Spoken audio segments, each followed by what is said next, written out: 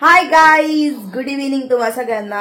आणि आता मस्त येलो कलरचा ड्रेस घातलाय संध्याकाळी। ओ माझी शंभू बेबी पण हाय म्हणते, म्हण हाय।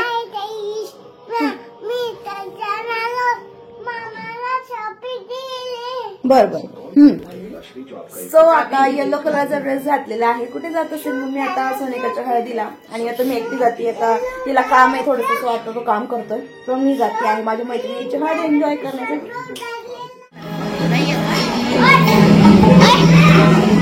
सो गाईज, मी माझा ओव्हरऑल लुक दाखवलाच नव्हता। पोनी घातली आहे आणि असं छान माझा येलो अटायर घातला।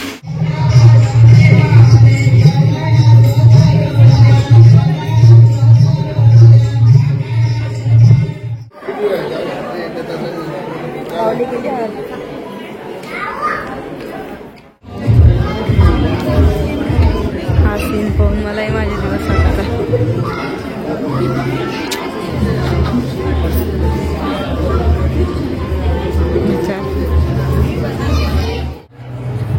सो गाईज, मी ना साईडला होऊन गेली, मला तो सीन पाहूलाच गेला नाही। कारण या फेजमधून काही दिवसापूर्वी मी गेली होती आणि हा नोव्हेंबर महिना आहे, सेम मंथ आहे जिथे माझं लग्न झालेलं होतं। सो मला माझ्या सगळ्या आठवणी ताज्या झाल्या।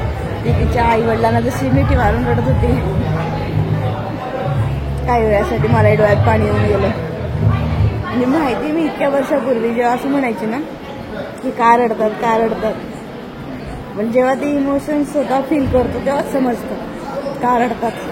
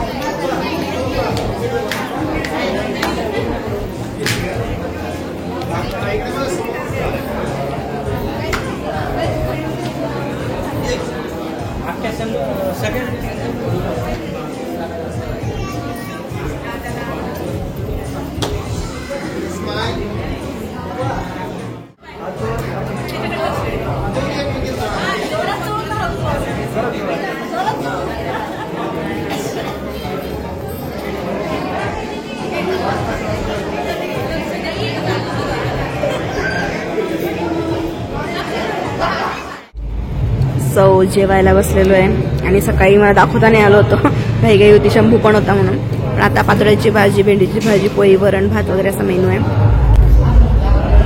आम्ही जेवायला बसलेलो आहे। मी सोनिकाची लहानपणापासूनची फ्रेंड आहे, ह्या सगळ्या तिच्या न्यू फ्रेंड्स।